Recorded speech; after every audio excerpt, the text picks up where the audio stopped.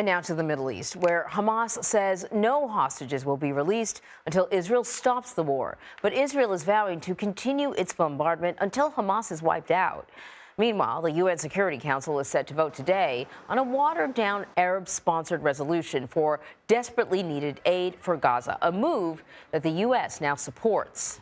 We have worked hard and diligently over the course of the past week with the Emiratis, with others, with Egypt, to come up with a resolution that we can support. And we do have that resolution now. We're ready to vote on it. So joining me now from the West Bank is CBS News foreign correspondent Imtiaz Tyab. So Imtiaz, I want to start with this UN resolution, and I know we described it as watered down. As far as I know, it doesn't use the word, the phrase ceasefire or pause or anything along those lines. But I think it is significant that the U.S. is saying it is willing to sign on to this. Can we talk about the resolution and whether or not it would have any impact? Yeah, hey, Anne-Marie. So watered down that there are some analysts who are describing it as a thin gruel. And I'll tell you what's inside this resolution now. It is basically the final text, although we haven't actually seen the exact readout of the final text. We do understand that it will call for, as you rightly point out, increased humanitarian aid into Gaza. Gaza, of course, in desperate need of humanitarian aid. It demands for the immediate and unconditional release of hostages inside Gaza.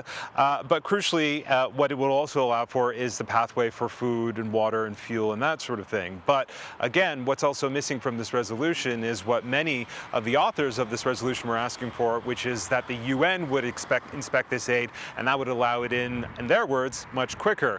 With that absent, it would mean that Israel will be likely inspecting that aid. And as we know, since a few days after the October 7th attacks, that Israel has effectively blockaded all food, water, and fuel into Gaza. So there's a lot of concern that even though this resolution could likely pass, and it looks like the U.S. will support it, or at the very least will abstain, which would still mean it'll pass given the support from all the other countries, that Israel won't allow the aid in at the speed with which it needs to come in. And Marie, we are talking about the fact that there are 500,000 people, 500,000 people in Gaza right now, a quarter of its population, who are starving.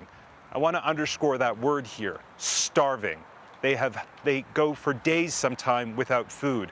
They wait for hours and hours and hours in lineups just in the hopes that they could get a little something to eat.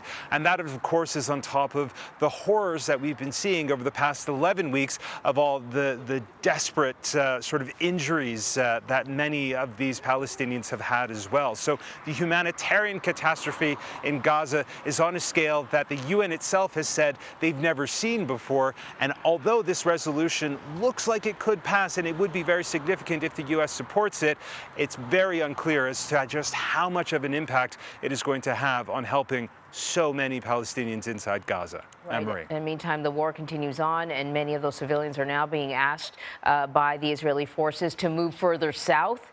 I can't imagine that move is any easier now than it was already, difficult several months ago. You really underscore just how tragic this whole thing is. Imtiaz, thank you very much.